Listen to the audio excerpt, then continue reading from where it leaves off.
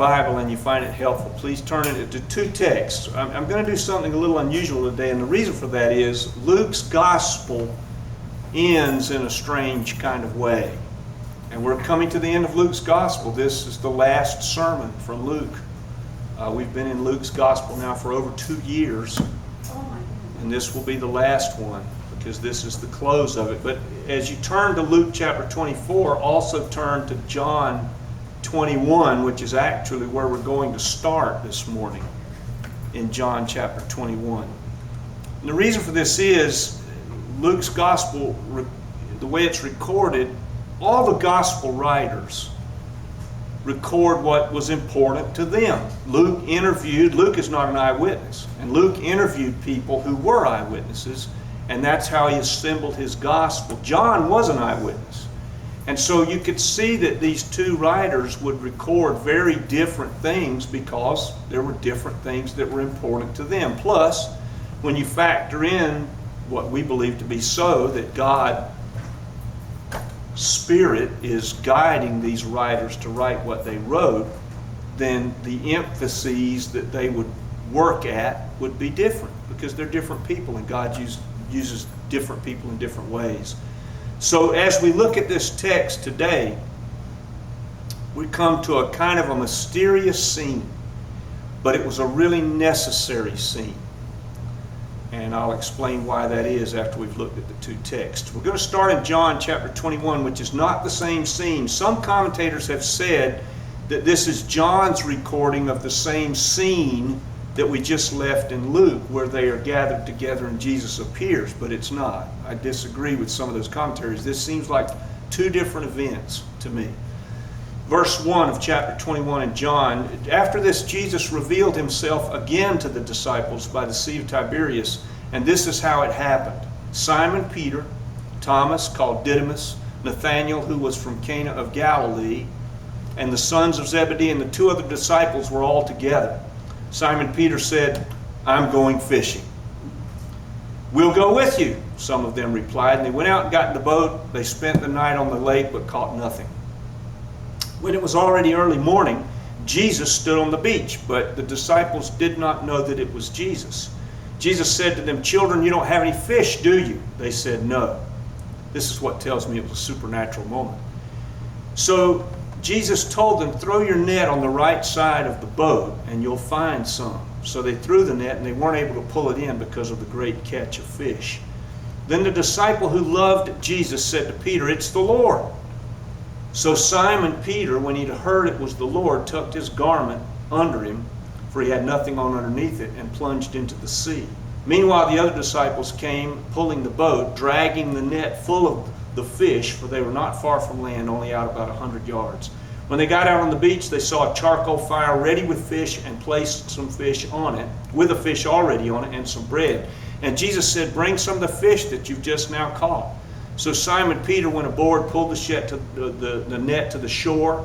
It was full of large fish, 153. But although there were so many, the net was not torn. "Come have breakfast," Jesus said, but none of the disciples dared ask him, "Who are you?" because they knew it was Jesus.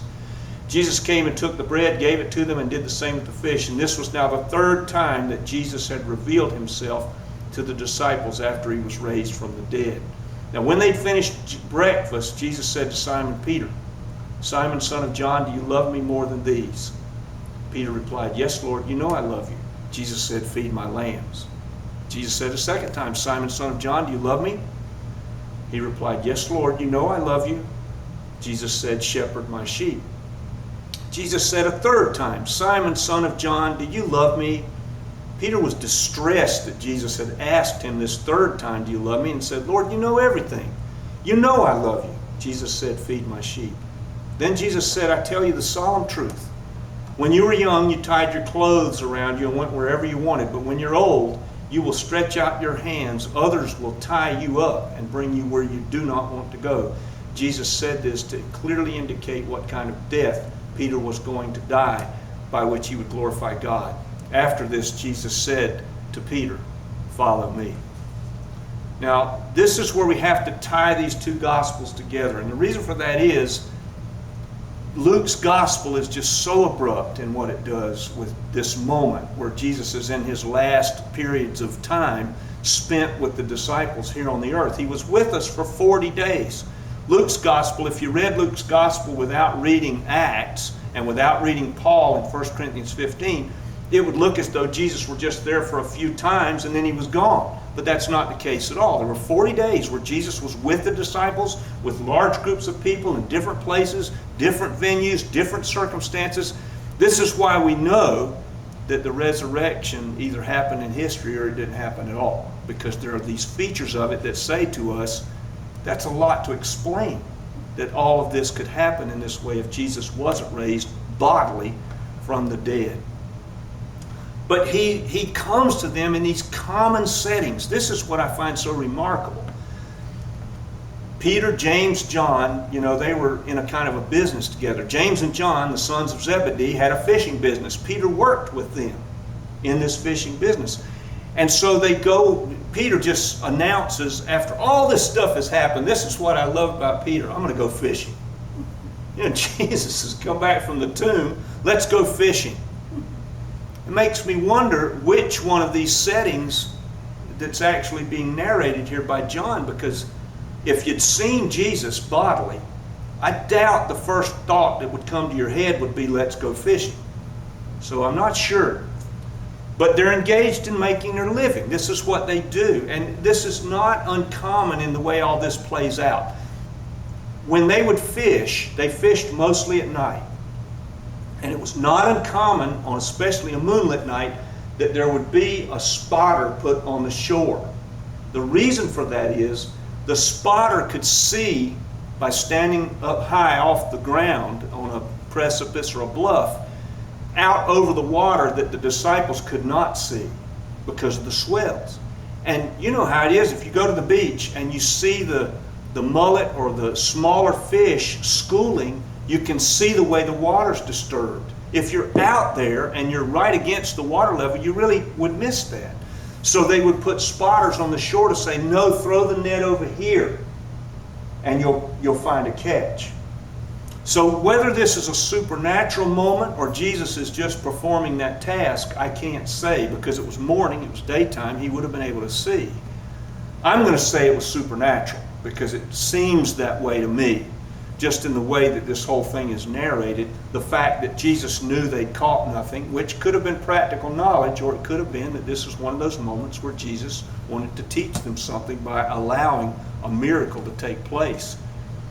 Well, Jesus confronts Peter in this moment, and he confronts him 3 times, which is significant, right? Because Peter denied him 3 times. But in this confrontation, he confronts him in a way that the text doesn't make clear. One of the problems with the English Bible is it becomes, or tries to become, too helpful. If you go back to the Greek text, the question is, Simon Peter, do you love me more than these? And it's totally ambiguous as to what he means. Does he mean the other disciples? I don't think so. And a lot of texts add that. They add it, do you love me more than these others? That is not the Greek. The Greek text just says, than these. I'm going to say the question was much bigger than just the other disciples. Jesus is asking Peter about the whole of his life. The fishing, the friendships, the career. Do you love me more than you love? All of that was the question that was being asked. A question that we would be asked, right? I mean, we commonly think about our lives. I had a long conversation with Brad this morning, and I don't want to go into that because it was personal between him and me, but one of the questions that we talked about was this idea of what God calls us to do, and the fact that we live in such a mundane, ordinary life, and it becomes difficult to see in your life and mine exactly what God has called us to do. I've been here at this church for 14 years. And I said to Brad this morning, I said, Brad, I cannot say, and I mean this, I'm not trying to be provocative here.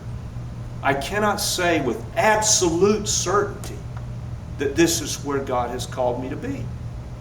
I can't honestly say that. I'm here. We make decisions about our lives every day in which we're confronted with choices, and those choices many times place us into circumstances where what we know God would say we should do and be is different than what we might want to do and be. And we make a choice. We're not always going to get it right. That's the choice that Peter has here. What is Jesus saying to Peter? Do you love me more than you love any of this? Any of it? What we talk about in our churches, I've had conversations, I can't tell you how many of them I've had with people regarding how we choose to live our lives as followers of Jesus. And I remember when Jackson was very small. And I remember it because there's a picture in our bedroom of Jackson when he was really small, sitting next to me on the bed in the bedroom, smiling at the camera. I'm smiling at the camera. It's just one of those moments where you got the little guy under your arm. Becky caught a picture of us, and so that's the picture. But in the moment we were sitting there, he asked me a question. He says, "Daddy, why are you a good daddy?" Those are the kinds of questions kids ask. You know, it's like, oh my gosh. I mean, how do you answer a question like that? And I'm going to say the Lord gave me an insight. I just said, because God wants me to be a good daddy. And that was it. We talked about something else and laughed. And it was all over in just a second. But those are the kinds of moments wherein we can see the truth about the fact of how we're choosing to live our lives in the most mundane areas we live. And that either God is part of that equation or He is not.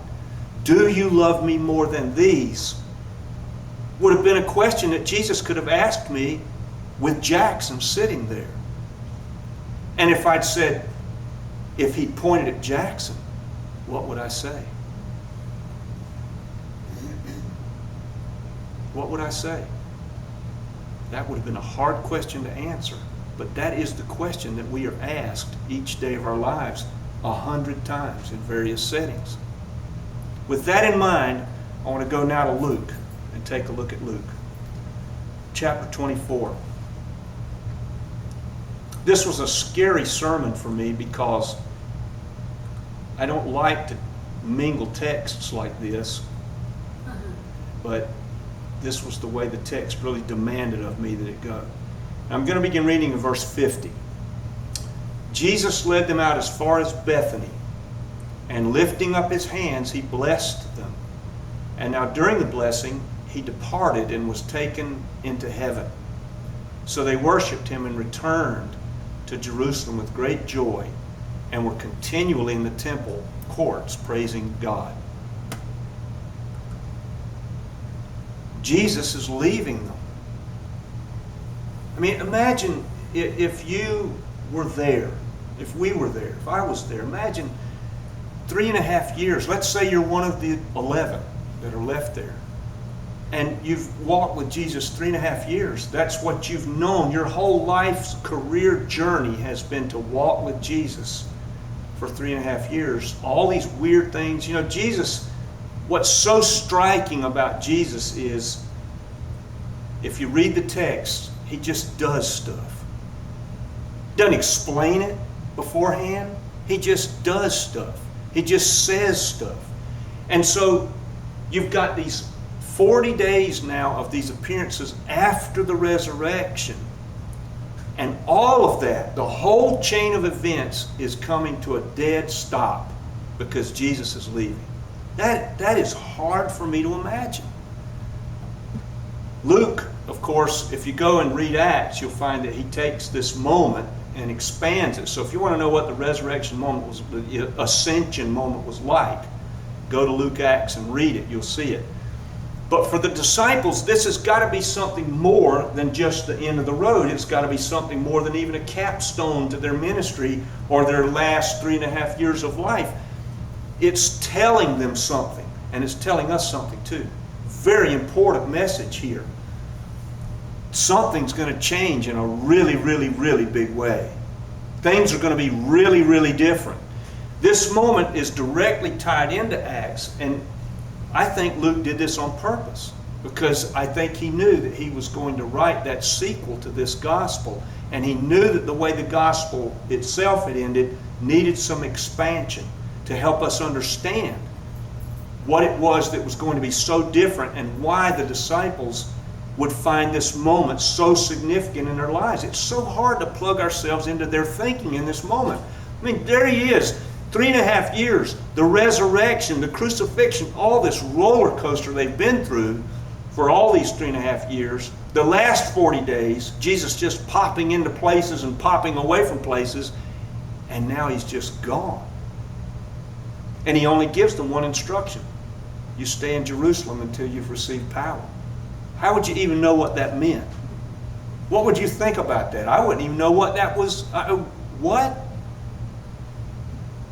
Well, why is this happening in this way? I think this is where God is really smart to me. I know that sounds crazy, but it is. It's where I see God really smart. Think about it.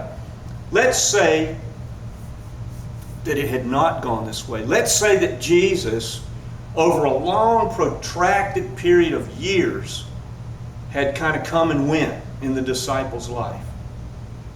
They'd go through 6 or 7 months, and then Jesus would show up for a week, and then they'd go through a year, and maybe Jesus would show up for a month, and then Jesus would show up for a day, maybe a week later, and just keep showing up in this physical way, local.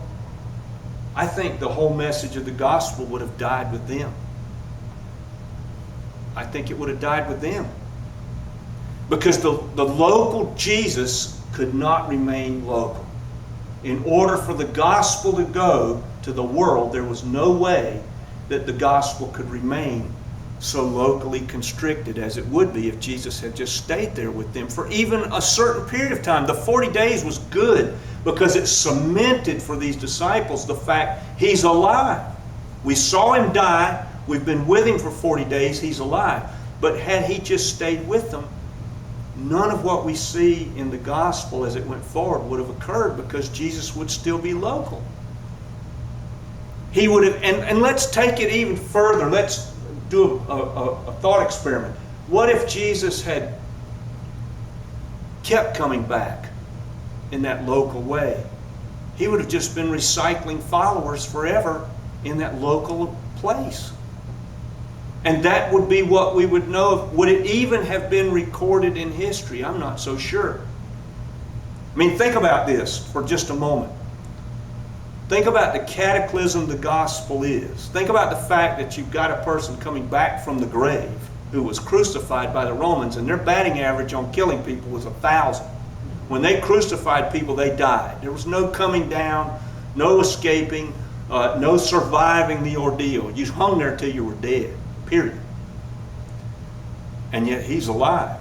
So you've got this gigantic cataclysm that takes place, and you've got the 40 days to cement that for these disciples.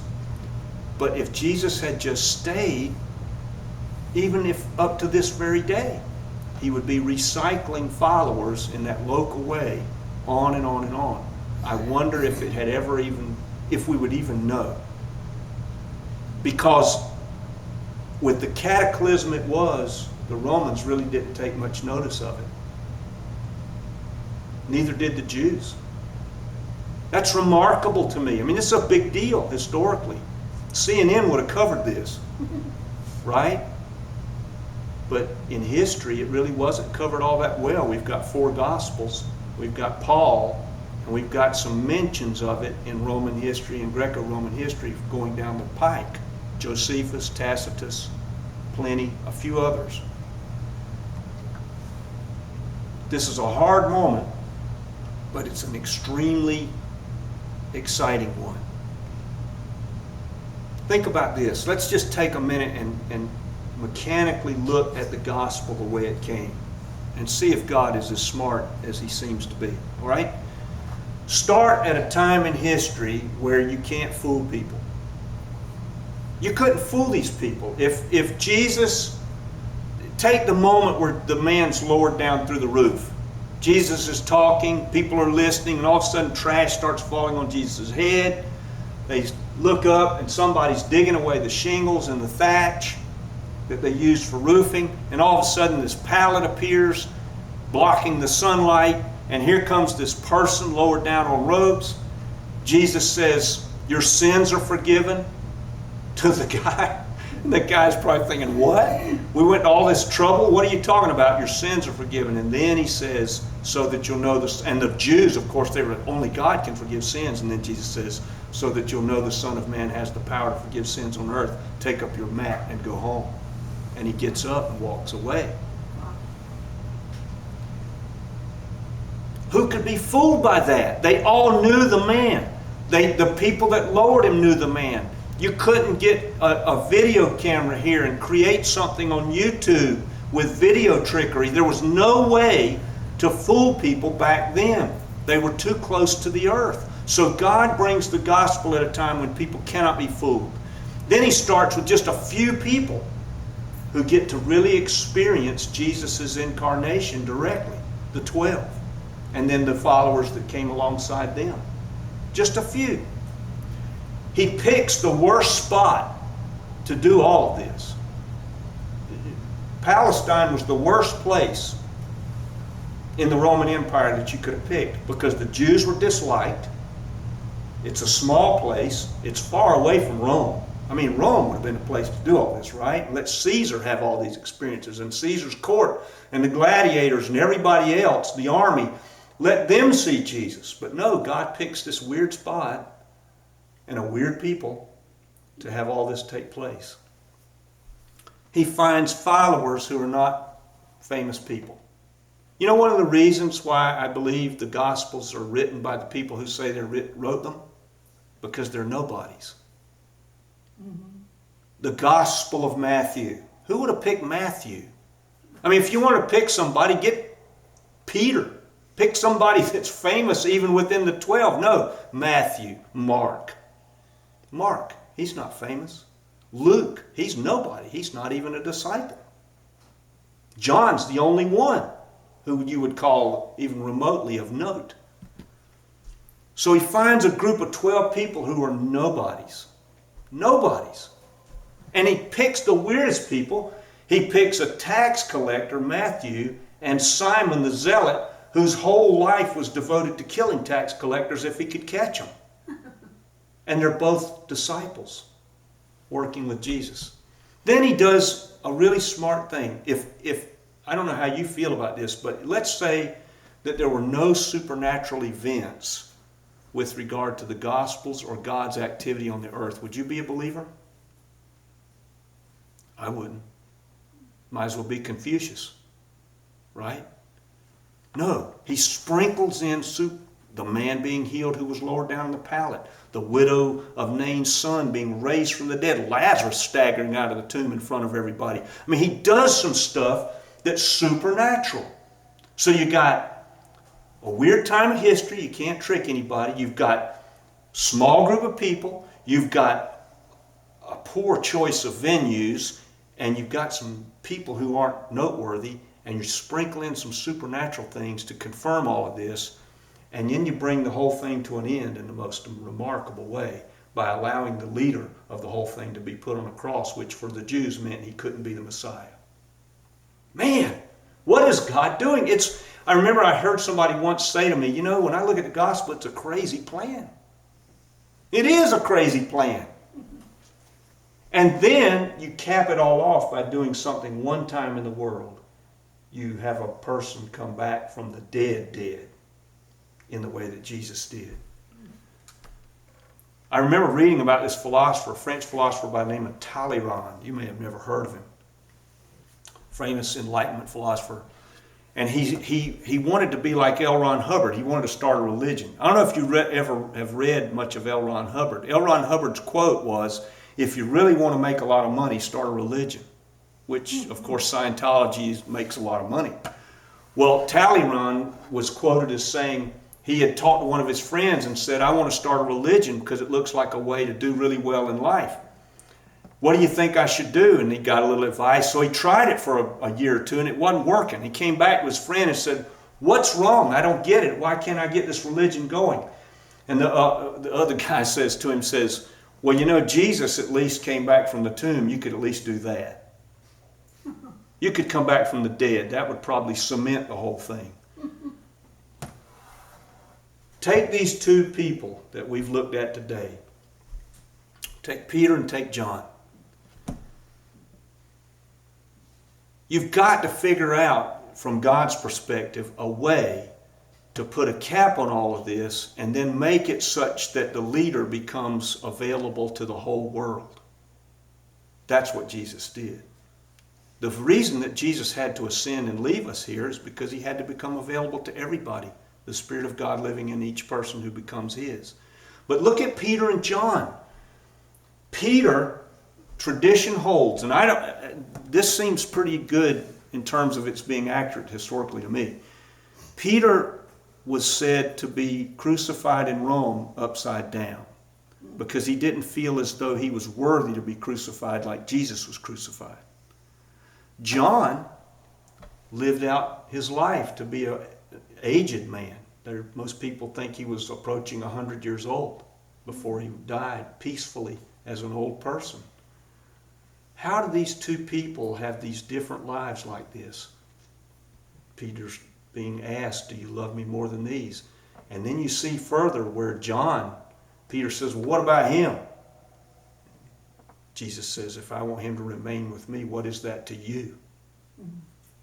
See, you and I are like that. We are all called in our lives to live our lives in a way that we are useful to God. I don't know what your calling is. I barely know what my own is. But I know I'm called. And the calling is going to look very, very, very different.